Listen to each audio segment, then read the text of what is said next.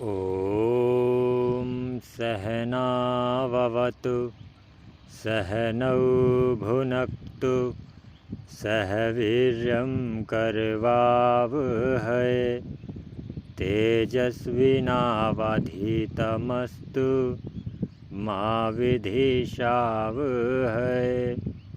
ॐ शांति शांति शांति। आत्मबोध उपनिषद। आज हम आत्मबोध उपनिषद का स्वाध्याय करेंगे और उसका अध्ययन करेंगे और यह जानने की कोशिश करेंगे कि आत्मबोध उपनिषद हमें क्या शिक्षा देता है और उसके ज्ञान को समझने की कोशिश करेंगे। तो अब हम आत्मबोध उपनिषद का आरंभ करते हैं। हे परमात्मा, मेरी वाणी मन में स्थित हो, मन वाणी में प्रतिष्ठित हो।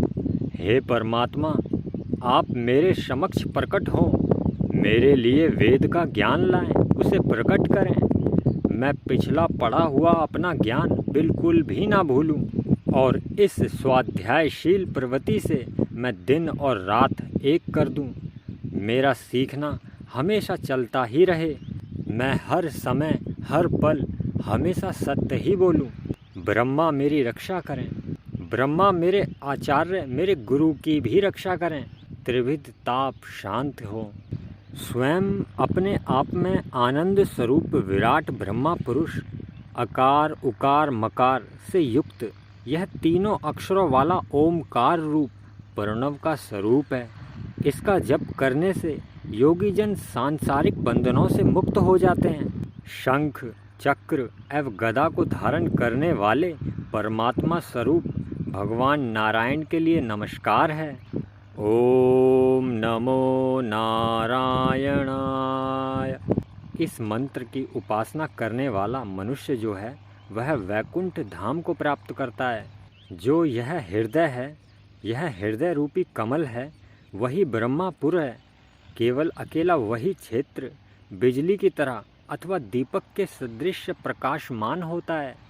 यहाँ यह समझाने की कोशिश की जा रही है कि आपके हृदय के अंदर एक दिव्य प्रकाश का बोध होता है। आपको हृदय के अंदर जो विद्युत यानी कि बिजली जो विद्युत पूरे शरीर को चलाती है वह हृदय के अंदर स्थित है।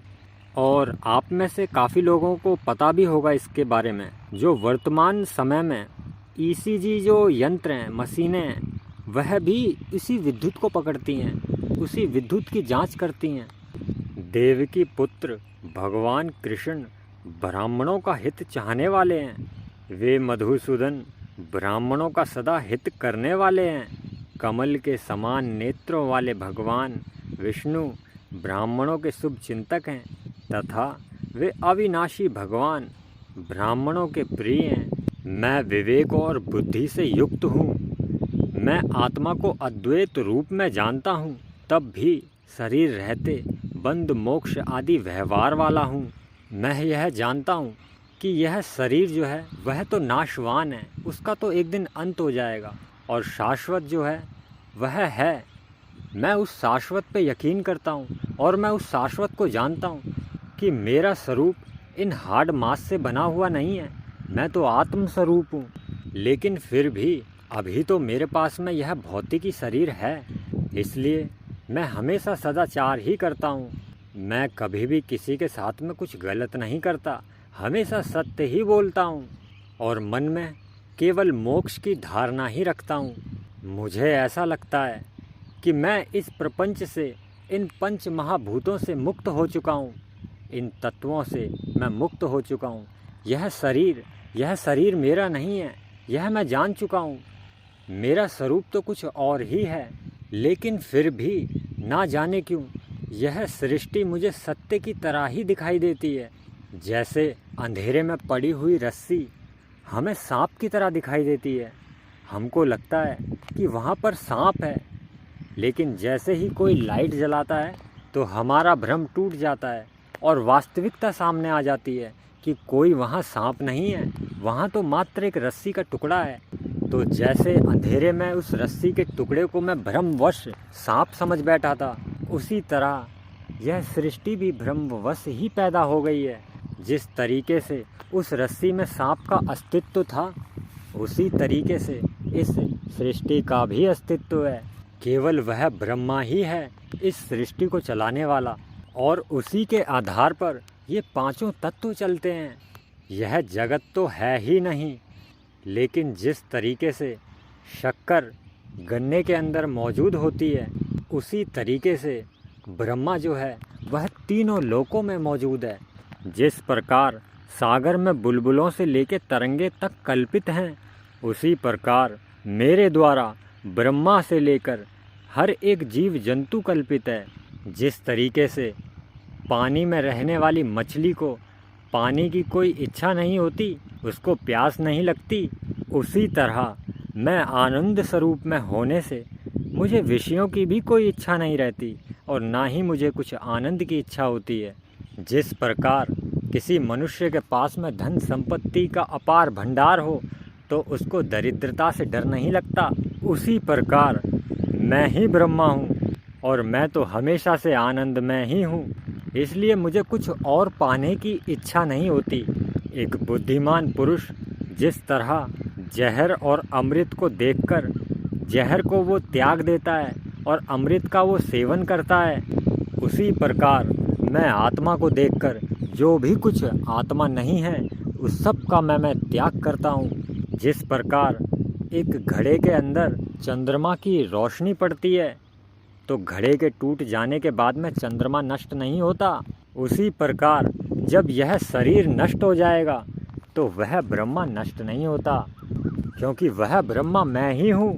ना तो मेरे लिए कोई बंधन है और ना ही मुक्ति, ना मेरे लिए कोई शास्त्र है और ना ही मेरा कोई गुरु। देखा जाए तो यह सब तो माया है, माया के विकास मात्र हैं, और मैं तो आत्मा हूँ, माया से परे स्वयं अद्वैत रूप में हूँ। प्राण भले ही निकल जाएं और मन चाहे अपने धर्मों एवं कामनाओं से विनाश को प्राप्त हो जाए, परंतु आनंद एवं बुद्धि की पूर्णता के कारण मुझे कैसे दुख प्राप्त हो सकता है। मैं तो आत्मा को ऐसे ही जानता हूँ। अब तो ऐसा लगता है कि ना जाने मेरा अज्ञान कहाँ गायब हो गया, मेरा अज्ञान ना जाने कहाँ चला गया। और अब मैं जब यह शरीर ही नहीं हूँ तो शरीर के द्वारा किए हुए कर्म भी मेरे नहीं हैं, यह भी शरीर के हैं, क्योंकि मैं तो आत्मा हूँ। तो इसलिए शरीर के द्वारा किए गए कर्मों का फल भी शरीर को ही प्राप्त होगा, मुझे कैसे प्राप्त हो सकता है, क्योंकि मैंने तो कुछ किया ही नहीं है और मुझे कुछ करना शेष भी नहीं है। व्यक्ति किस कुल में पैदा हुआ है, किस गोत्र में पैदा हुआ है, व्यक्ति का नाम क्या है, व्यक्ति सुंदर है या बदसूरत, उसकी जाति क्या है, यह सब स्थूल शरीर से जुड़ा हुआ है। यह सब कुछ तो मांस और हाड़ से जुड़ा हुआ है, लेकिन मैं तो इस स्थूल पदार्थों से भी अलग हूँ। और भूख, प्यास, अंधापन, बहरापन और काम और गुस्सा, क्रोध, ये सभी तो इस स्थूल शरीर के अंदर मौजूद हैं, लेकिन मैं तो स्थूल शरीर से भी रहित हूँ। इसलिए इनमें से कोई भी विकार मुझे नहीं पकड़ता। जड़ता, प्रियता और आनंद मनाना आदि कारण शरीर के धर्म हैं। मैं तो नित्य और निर्विकार स्वरूप से युक्त हूँ, ये सभी मेरे धर्म नहीं हैं। जैसे उल्लू को सूर्य की रोशनी में भी अंधेरा ही दिखाई देता है, वैसे ही एक अज्ञानी मनुष्य को स्वयं प्रकाश स्वरूप परमानंद भी अज्ञान ही दिखाई देता है। जिस तरीके से बादलों के आ जाने पर चारों ओर से अंधेरा ही दिखाई देने लगता है, सूरज कहीं छुप जाता है बादलों के पीछे तो लोग कहने लगते हैं कि सूरज तो है ही नहीं। वैसे ही मूर्ख लोग अज्ञानता के आवरण में आकर मूर्ख प्राणी यह मान लेते हैं कि ब्रह्मा तो है ही नहीं, आत्मा तो है ही नहीं। जिस तरह अमृत और विष दोनों अलग अलग हैं और विष के दोष अमृत को नहीं लगते, उसी प्रकार मैं आत्मा हूँ, जड़ से भिन्न हूँ। इसलिए जड़ के दोषों का मुझ में कोई स्पर्श नहीं होता। जो भी कर्म यह स्थूल शरीर करता है उसके फल भी प्राप्त स्थूल शरीर को ही होते हैं, मुझे कैसे हो सकते हैं। मैं तो यह स्थूल शरीर हूँ ही नहीं। जैसे दीपक की एक छोटी सी लौ, एक छोटी सी ज्योति बहुत बड़े अंधकार को भी दूर कर देती है, वैसे ही थोड़ी सी ज्ञान की रोशनी से बड़े से बड़ा अज्ञान का अंधकार भी दूर हो जाता है। जैसे अंधेरे में देखी गई रस्सी को हम सांप समझ बैठते हैं, लेकिन वास्तव में वह सांप नहीं होता। उसी प्रकार अहंकार से लेकर शरीर तक का संसार मेरे अंदर तीनों काल में नहीं है। मैं तो केवल अद्वैत रूप में ही हूँ। मैं तो चैतन्य स्वरूप हूँ, इसलिए मुझ में जड़ता नहीं है। मैं सत्य स्वरूप हूँ, इस कारण मुझ में झूठ ही नहीं है। मैं तो आनंद स्वरूप हूँ, आनंद स्वरूप होने के कारण मुझ में दुख ही नहीं है। ये सभी जगत प्रपंच तो केवल अज्ञान से ही पैदा होते हैं। इस आत्मबोध उपनिषद का जो भी व्यक्ति कुछ क्षण भी उपासना करता है, उसका साक्षात्कार प्राप्त करता है या उसको सुनता है मन लगाकर ध्यान पूर्वक, तो दोबारा वह इस संसार में नहीं आता। ऐसी ही यह रहस्य विद्या उपनिषद का कहना है।